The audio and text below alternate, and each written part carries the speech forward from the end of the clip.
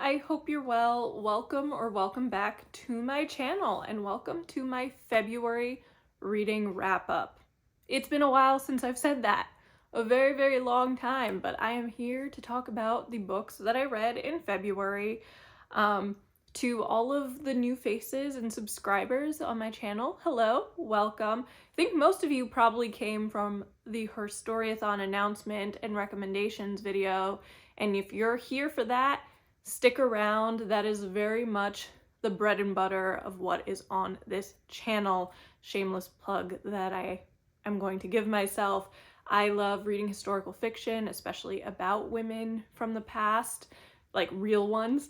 I love reading nonfiction about those same women. I love reading historical fiction in general, fiction written about women, by women, women in translation, just all the angles there. So I hope you'll stick around. Before I go into talking about the books, which I know is why you're all here, I did want to do a little bit of housekeeping. First and foremost, I know that a couple weeks ago I'd posted a poll on my community channel, or whatever it's called, just asking what you guys want to see on this channel.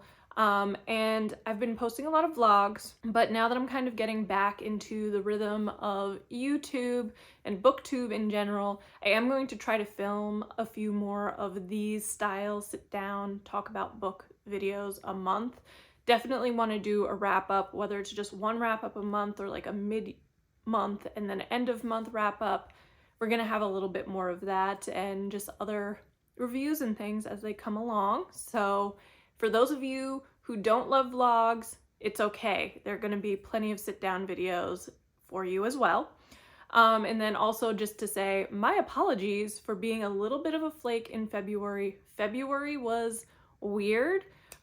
So I filmed a vlog, edited a vlog, was exporting a vlog, and my external hard drive decided to pull a Gandalf and be like, you shall not pass. Like, I could not for anything get to the files on this external hard drive. So I ended up losing everything, including the vlog, which delayed things. And then last week, I've kind of had some stuff going on in my personal life, which has just meant that last week I was spending time with family. I'll hopefully be able to talk a little bit more about that for anyone who's interested towards the end of the month, early, I guess, April at the latest. It's good, it's not anything bad, but it's just meant that my headspace was not on filming. Anyway, enough about that. Let's start talking about the books. So for the month of February, I read 4 books total, which I'm pleased with considering that I've been in a reading slump to end all reading slumps for a very long time. Like, probably at one point 4 books is the most I'd read in like a year. So I'm pleased. And I read some really enjoyable books, and then I read some that weren't necessarily my cup of tea. So we're going to start by talking about the book that I gave the lowest rating to, and that is The Fraud by Zadie Smith. I feel like I've heard so many good things about Zadie Smith's writing. I had listened to a podcast some months ago where she was talking about this particular book, and I had really high expectations going into it. And maybe I was wrong. Maybe I set myself up for failure a little bit there. But this is a historical fiction set in Victorian London. The main character is this Scottish widow and housekeeper named Eliza Touchet.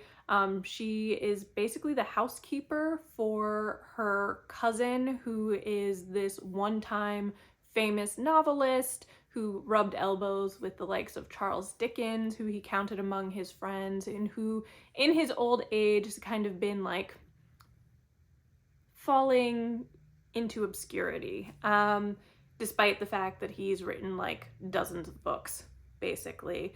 But the book is focused primarily on this actual trial that happened in Victorian London called the Tichborne trial, which focused on this lower class butcher from Australia that claimed to be the rightful heir to this estate and title, and this fraud case came into being because of it, and it kind of took London by storm. Like, this was like their Super Bowl. Like, people were crowding into the courtroom to hear the testimony. It was all over the newspapers.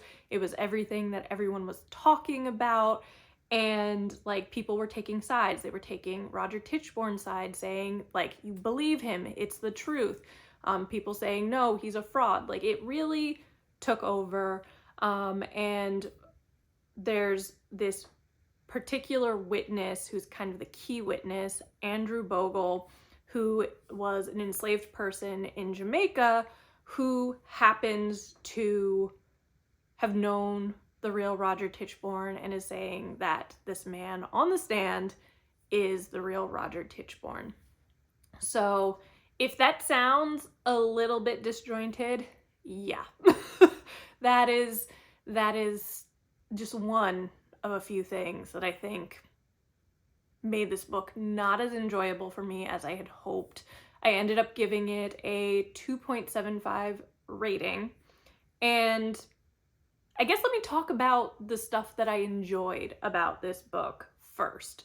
So I enjoyed the fact that this book was really well researched. I really admire historical fiction authors who get into the world building that I think is required of any good historical fiction. And I loved the fact that Zadie Smith took this little known trial that probably has not been contemplated or discussed since the people who were contemporary to it actually happening died. Like, I appreciated that. This was an episode in history that I knew little to nothing about. I appreciated the vibrant characters that she created. I mean, I think these are some of the most beautifully crafted characters I've seen in a while because they are flawed individuals and just really colorful. Like, for example, Eliza Touche, the housekeeper, she's an abolitionist, she's well read and cultured, she is fairly liberal-minded, and she has qualms about using money that has been earned through the slave trade. That being said, as a lawyer or solicitor points out kind of in his own headspace, she had no issue using this money when she married into a family that profited off of it, and she was basically living off that money as a widow. So there's some like contradictions that make her interesting. You know, Andrew Bogle, who's the formerly enslaved person from Jamaica, he feels really regal, but you start to wonder, like, he's adamant that this Roger Tichborne is the real deal, but you kind of, is he remembering it correctly? Is he gaining anything from telling a lie? Like, what is his deal? You have William Ainsworth, who is Eliza Touche's cousin, the author, who is just kind of like a bumbling idiot, to be honest. But he's interesting, and he ends up marrying his maid, who has, like, in his old age, has given him a daughter, and his new wife, Sarah, she's just this crass, lower class individual with so much color and flavor to her. I loved any interactions between Eliza and Sarah. Like, it was just funny. However, I feel like that's kind of where my likes of the book end, which, I mean, those are two really big pieces and components, but I felt as though I listened to this as an audiobook, and if I hadn't listened to it as an audiobook, I think I probably would have DNF'd it like maybe 20 to 30% in. I liked the audiobook because it was Zadie Smith narrating, and she had these vibrant accents to go along with the characters. Like, I loved the soft Scottish brogue that she gave Eliza Touché. I enjoyed the very familiar lilt of Jamaica for Andrew Bogle. I loved the sort of harsh Cockney for Sarah, the new Mrs. Ainsworth, and like that made it enjoyable in a lot of ways that I think I might not have had with the physical book. But that should not be the reason that I read a book. The audiobook's narration, like, that shouldn't be why I continue reading the book.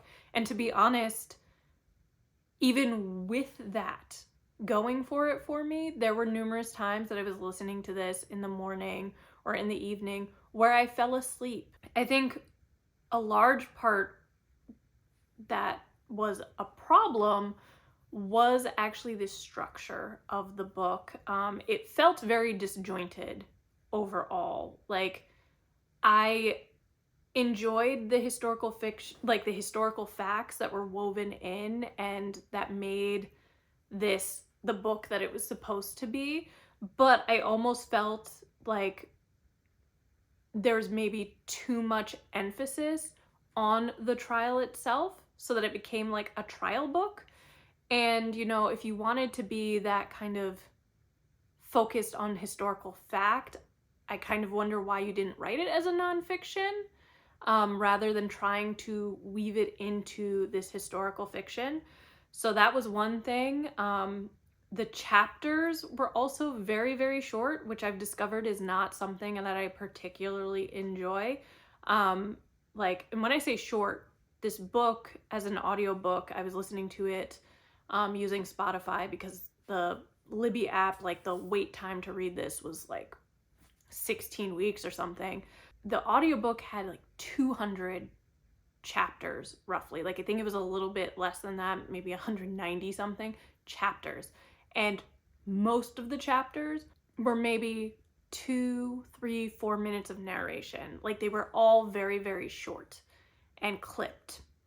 And this was also a book that was like time jumping. Like, you were in with Eliza, you were in contemporary or her contemporary times around the time of the trial, but sometimes you were going back in time and she was talking about, you know, her younger days and when her cousin was more famous and hanging out with the famous people like Charles Dickens, and all of that. And sometimes if you were in Andrew Bogle's sort of perspective, you were back in Jamaica when he was an enslaved person. And then other times you were back at the trial, or you were maybe with him in Australia when he reconnected with supposedly or allegedly Roger Tichborne. So you were jumping around a lot of the time, and I don't feel like there was a consistency in how that was presented, which also made it feel very, very disjointed. For me, that just unfortunately made this book not as enjoyable as I would have hoped. Yeah, so 2.75 is what we're going with. Okay, sitting up a little bit better because I'm slouching. My mother would be frowning at me. But the next book that I want to talk about was another audiobook that I listened to, which was Chloe Lisa's Everything for You, which is the 5th book in the Bergman Brothers series. It is a contemporary romance with a sports lean, which is the case with all of the Bergman Brothers and sister books.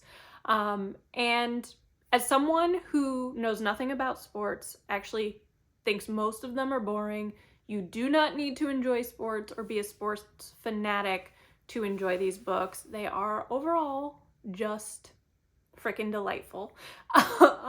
And this was the first LGBTQ plus book in the series that I've read.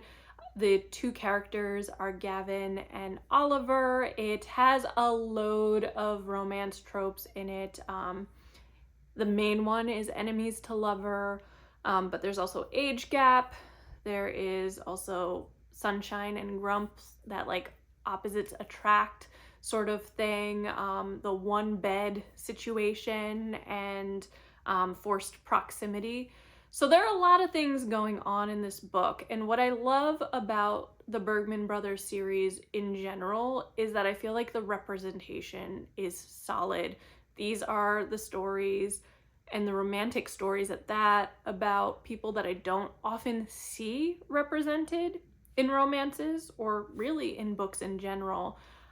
So in this case, we have Oliver, who has anxiety, and you also have Gavin, who is suffering from chronic pain. So those factor into their stories and their characters as well. This story is about Oliver and Gavin. They are on the same soccer team, or football for you people on the other side of the pond and basically everywhere else on the planet. They are on the same soccer team, and they have been for a while. Gavin is kind of like the David Beckham-esque character who Oliver has looked up to and idolized and had a crush on since basically he was a teenager. And they're on the same team. Gavin has been captain. He's kind of coming to the end of his career and suffering pretty severely from like the wear and tear he's put on his body. And their coach decides, okay, we're gonna make you both captains. You're gonna co-captain. And this doesn't go over well because these two guys, there's a little friction. This is an enemies to lover. And basically they behave horrifically towards one another. More so Gavin than Oliver, truthfully. Like, Oliver just plays pranks. That's his personality, and that's what we've seen him do throughout the other books when he's made an appearance. But it gets so bad that their coach gives them an ultimatum. Figure out how to get along, or you both lose the captaincy. Things I loved. We'll start with that. I thought the characters were adorable. They always are. There's some lovely banter between them. I think overall, like, there's always chemistry. I think the steamy scenes are steamy and phenomenal in that way. And you know, I think what makes them good, if you're someone who doesn't want a like fade to black, which I don't, I personally have issues with the fade to black. This is not that, for sure, is that in addition to being sex, there's an emotional component that Chloe Lisa really drives home with the characters that I really appreciate, because that, for me, makes the distinction between reading porn or erotica and reading a romance. And not everyone can do that well. So yeah, like character-wise, romance-wise, all really good.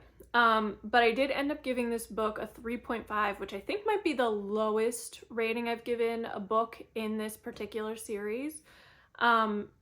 Just for a couple of reasons. And I mean, they didn't really make the story any less enjoyable for me. Like, I am very, very invested in the Bergman brothers, thanks to the Roomies Digest Christine for recommending it and the series ages ago to me. I've been gobbling them all up. But there were a couple things.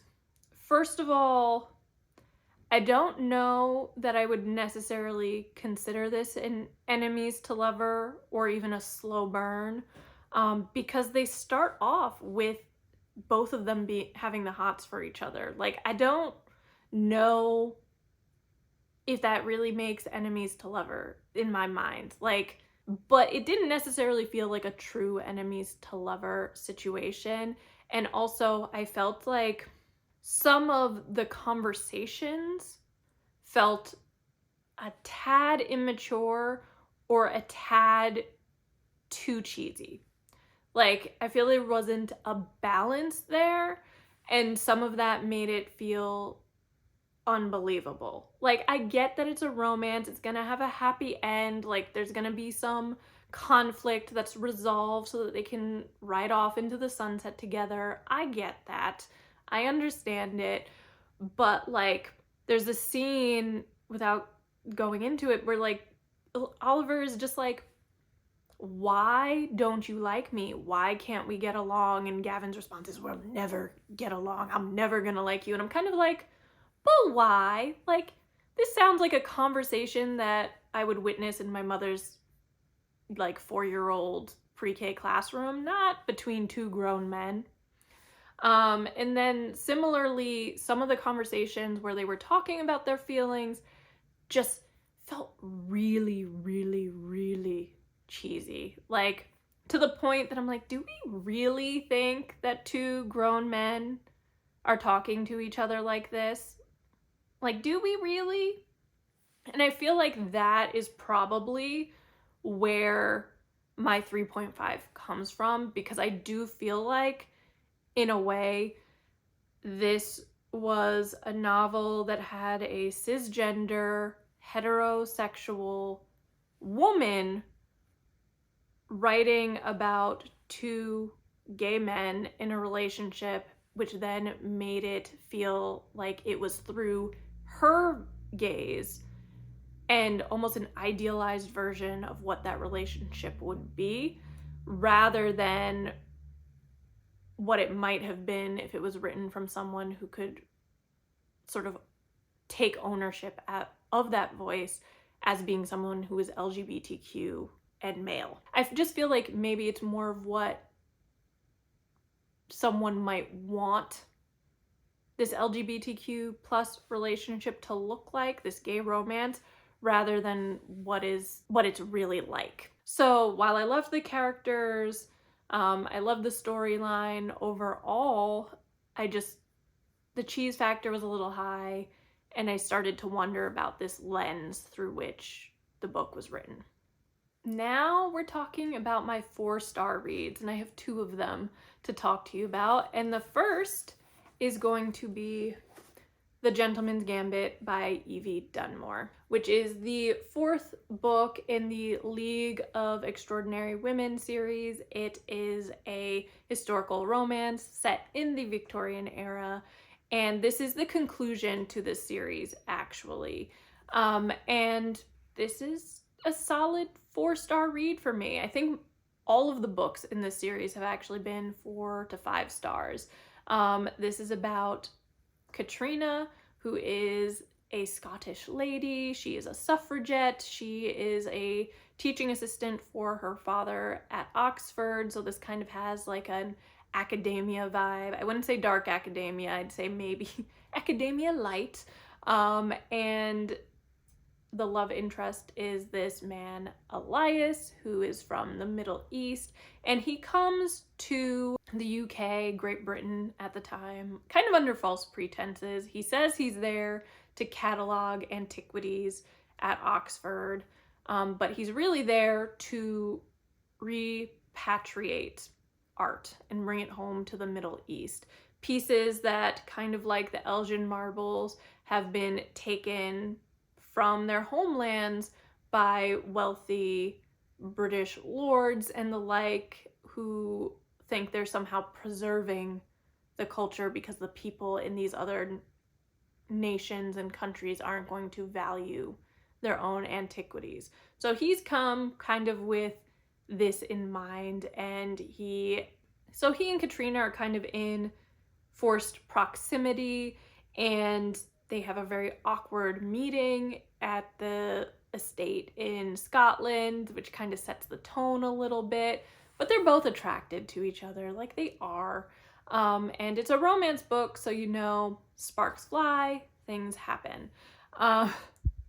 I enjoyed the characters overall in the book. I actually felt that this was one of the books that kind of really leaned into the time. Like, it's the only book that addresses the British Empire as it existed at the time. I feel like the politics of things was more focused in this than in the others. I overall enjoyed that aspect of it. I think the characters were fun and I enjoyed them. But as you will have seen in my vlogs, because I think all of these books with the exception of Zadie Smith, might have been spoken about in vlogs. I had some reservations about it. I felt I kind of understood the logic for some of them, but that still doesn't correct them, you know? So one of the things that kind of made this a little bit weird was that the other characters from the other books in the series make an appearance, and you have these vignettes with them and their romantic partners. And none of the other books had that. And so it felt a little oddly placed here, and like it was superfluous to the plot. And I understood that it was Evie Dunmore trying to wrap up this story, like this series, with a nice little bow, kind of give it that Shakespearean comedy vibe where everyone ends up with whom they're supposed to in the end, lots of weddings, you know, that sort of thing.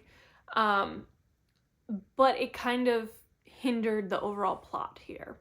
And it made the epilogue also feel a little bit silly, because if I remember rightly, it was not from Katrina's point of view. Like, it wasn't. So it kind of made this feel like, is this really Katrina's book, or is this just the other characters getting their true send-off in a way? The thing, though, that I think made this a 4-star and not higher is that I overall had issues with how Elias's race is handled. This is, as I mentioned, the first book in the series to really address the Empire and the problems of the Empire at all. Like, this didn't come up. But I don't feel like it was handled very well. Like, Katrina is the one that talks about how this would, like, she and Elias would be problematic within society. But the only people who seem to see his race or bring it up are the bad guys, who are racist. Like, they're the bad guys, they're racist, this makes sense. None of her friends seem to bring this up, even though they are talking about her being romantically linked to this guy. It felt a little bit like, we don't see color. And I would have rather one of the characters have had to have worked through some unconscious bias, or, you know, the characters have a conversation about his race and the implications of it for Katrina and any children they might have, than it to only be the bad guys in the book that bring up his race and have an issue with it. Like, it just felt incomplete to me, and I think the story overall would have benefited from it. And again, I understand this is a romance, so it's not meant to necessarily deal with sometimes these heavier and more uncomfortable topics in society. But if you're gonna bring in a character who is from an underrepresented community, you are going to talk Empire, you are going to have characters talk about the Empire in its very, very problematic ways. Do the character's race justice is kind of what I feel. So while I enjoyed the book, that was a bit of a squeaky wheel for me. And lastly, we have The Marriage Portrait by Maggie O'Farrell, which was the second Maggie O'Farrell book that I read almost like immediately. Basically, I read Hamnet at the beginning of the year. You will have seen it in my reading vlogs and my thoughts there, but suffice it to say, I am a Maggie O'Farrell fan now, and so I decided to give The Marriage Portrait a go. I loved Hamnet. That was a 5-star for me. This was a solid 4-star, but it didn't quite live up to the 5. I listened to it as an audiobook, which I think most of these books that I read in February were audiobooks. And and it was enjoyable. It's historical fiction. This is actually a great book for Historiathon if you're interested, about Lucrezia de Medici. She is a 15-year-old girl who is married off to the Duke of Ferrara, Alfonso, who happens to be like double her age. Like, I think he's in his early 30s when they marry. In real life, Lucrezia de Medici, married name d'Este, dies basically within a year of her marriage, and there are rumors that her husband poisoned her or had her murdered. And so this book is kind of like a did he, didn't he, whodunit-esque style. And you kind of bounce between the past and the present at this fortress, where Lucrezia is insistent that her husband is trying to kill her. And so it's an interesting premise because I feel like you know how it ends because you know she dies. You just don't know under what circumstances she has died. And as I mentioned just now, this is a book that kind of does a little bit of time jumping back and forth. So you see a little bit of Lucrezia growing up into her marriage, and then the timeline kind of syncs up. I enjoyed the characters. I enjoyed the world building here and the research. I enjoyed kind of the intrigue of this plot overall. Sorry, if you hear clicking, my heat's turned on. That being said, it wasn't as strong of a book for me as Hamnet had been. For me, I'm not someone who typically reads sort of young adult books or books that are focused on like teenagers. And Lucrezia is a teenager, even though she's dealing with very adult concerns. She's married, she's learning how to be a wife under these weird circumstances. There's a lot of interest in her fertility and whether she will give her husband an heir. So it feels like adult, mature concerns, and they are, but she's still more or less a child. And I think for me, just personally, that always creates a little bit of a distance from the characters. Sorry, I just shifted. My foot was so asleep. Oh my goodness, it was like in the grave. I think that the wedding itself was too big of a portion of this book. As I mentioned, I listened to this as an audiobook, and I was listening to it at my usual speed, which is 1.45, and the wedding day itself was over an hour of listening at that speed.